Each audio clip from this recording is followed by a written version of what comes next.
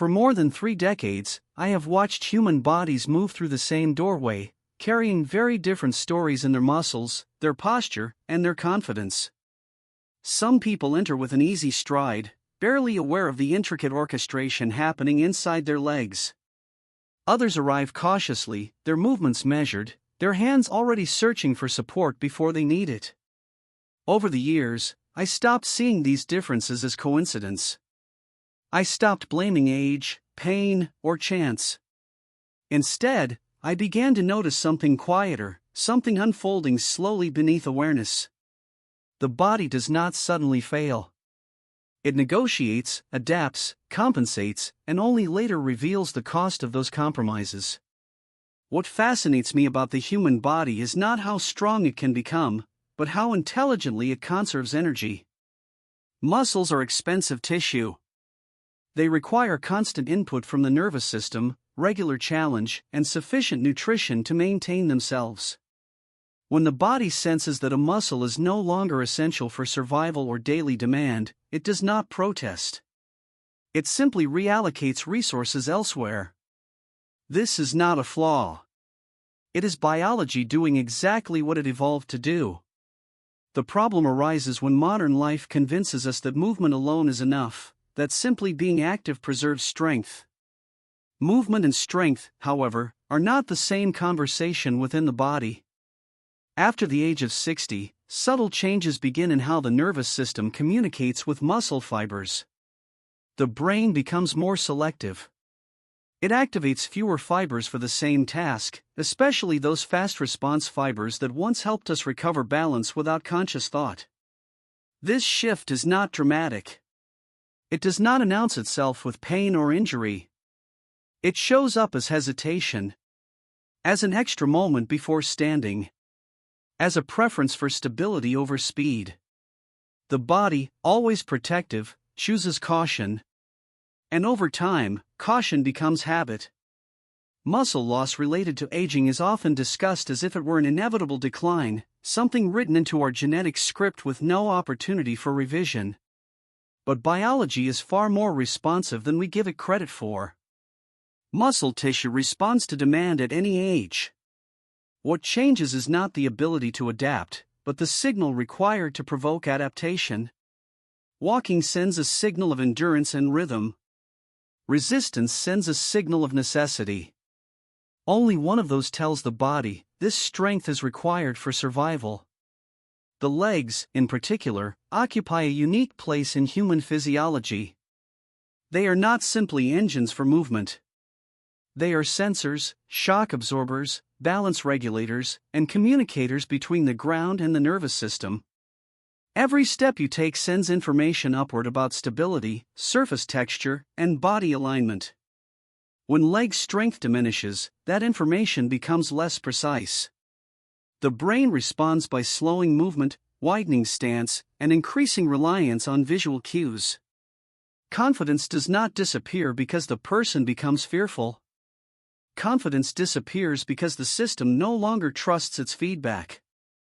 There is a moment in many lives when standing up becomes a conscious act rather than an automatic one. That moment is often brushed aside. We attribute it to stiffness, to a bad night's sleep, to being a little out of shape. But physiologically, it marks a transition. The quadriceps, large muscles on the front of the thighs, are designed to control the body against gravity.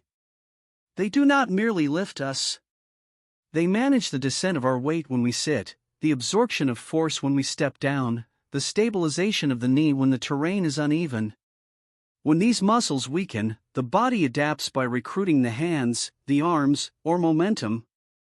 Each adaptation solves the immediate problem while quietly deepening the long-term one. What is remarkable is how little resistance it takes to remind the body of its capabilities. Muscle does not require punishment to grow. It requires clarity. Slow, deliberate effort communicates far more effectively than rushed movement. When a muscle lengthens under control, when it resists gravity instead of yielding to it, the nervous system takes notice. It responds by refining coordination, increasing fiber recruitment, and restoring confidence in movement.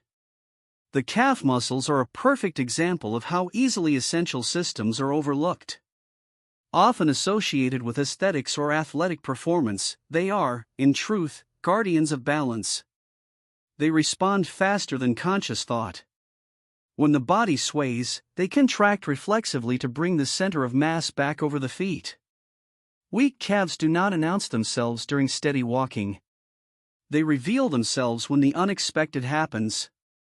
A misstep. A slippery surface. A moment of distraction. In those moments, reaction speed matters more than strength alone. The hips tell another story, one of coordination rather than raw power. Hip flexors lift the leg forward, clearing the foot during walking. They work in harmony with the deep stabilizers of the trunk, maintaining balance while the body moves through space. When this system weakens, steps become shorter, foot clearance decreases, and the risk of tripping rises. The body responds by shuffling, not because it wants to, but because it is protecting itself.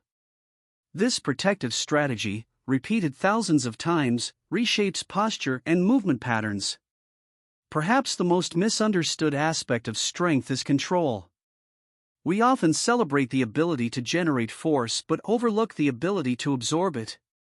Sitting down is not rest. It is a controlled descent against gravity. When that control is lost, people collapse into chairs, avoiding the very movement that could restore strength.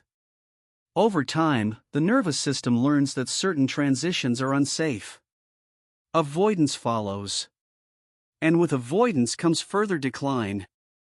There is a quiet elegance in isometric strength, the ability to generate force without visible movement. It does not look impressive. It does not involve speed or range. Yet it mirrors some of the most critical moments in daily life. When you catch yourself from falling, when you brace against a sudden shift, when you stabilize before moving, you are relying on isometric strength. Training this capacity teaches the nervous system to respond quickly and efficiently, activating multiple muscle groups as a coordinated unit rather than isolated parts. What strikes me most in working with older adults is how quickly the body responds when given the right stimulus. Weeks, not months, can bring noticeable improvements in confidence, balance, and ease of movement. This is not because the body is suddenly becoming younger.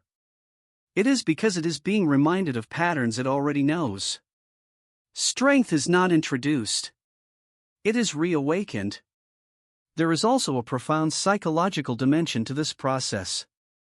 Movement shapes identity. When people feel steady on their feet, they engage more with the world. They walk farther, stand taller, take part in conversations without distraction. When movement feels uncertain, life narrows. Chairs become destinations. Handrails become necessities. The world subtly shrinks to match perceived capability. Science often focuses on measurable outcomes, muscle mass, force production, reaction time. But there is an equally important outcome that resists quantification. Trust. Trust between the brain and the body. When that trust erodes, fear steps in, even if the person does not consciously feel afraid. Restoring strength restores trust. And with trust comes freedom. Seated knee extension is one of the most underestimated yet biologically powerful movements for maintaining leg function as we age. It appears simple, almost too ordinary to matter, but beneath that simplicity is a precise conversation between muscle, nerve, and joint. When you slowly straighten the leg from a seated position, the quadriceps are asked to work through their full functional range, something daily life gradually stops demanding. This muscle group is responsible not only for lifting the body from a chair, but for controlling the knee when stepping down, absorbing force, and stabilizing the leg during walking. Without regular, intentional use, the nervous system reduces how many muscle fibers it activates, not because the body is failing, but because it believes the strength is no longer required. Performed with control, this movement retrains that belief. The slow lift signals activation, while the slow lowering phase teaches the muscle how to manage load safely, which is where true strength preservation occurs. The joint remains supported, the cartilage is nourished through gentle movement, and surrounding tissues regain confidence in their role. Over time, this exercise restores the sense that standing and sitting are stable, predictable actions rather than moments of hesitation. As confidence grows, movement becomes smoother, posture improves, and the body begins to trust its own capacity again, responding with steadiness rather than caution. Seated leg press hold works in a way that feels almost invisible, yet its impact reaches deeply into how the nervous system protects the body. When you press your feet into the ground without allowing the joints to move, the muscles of the thighs, hips, and back of the legs engage together as a single unit. This kind of effort mirrors what happens in real life when balance is suddenly challenged and there is no time for a full movement to unfold. The body must generate strength instantly, quietly, and without hesitation. Isometric work trains that exact response, teaching the brain how to activate muscle fibers quickly and efficiently without stress on the joints. Because there is no visible motion, the joints remain calm while the muscles and nerves do the work. This makes the movement especially valuable for people who experience knee or hip discomfort, or who feel uncertain about dynamic exercises. The steady pressure into the floor sends a clear message that the legs are still needed, still capable, and still reliable. With repeated practice, this restores reaction strength, improves postural stability, and rebuilds confidence in moments that once felt unpredictable, allowing the body to respond with control rather than fear. As we close, I want you to remember something important.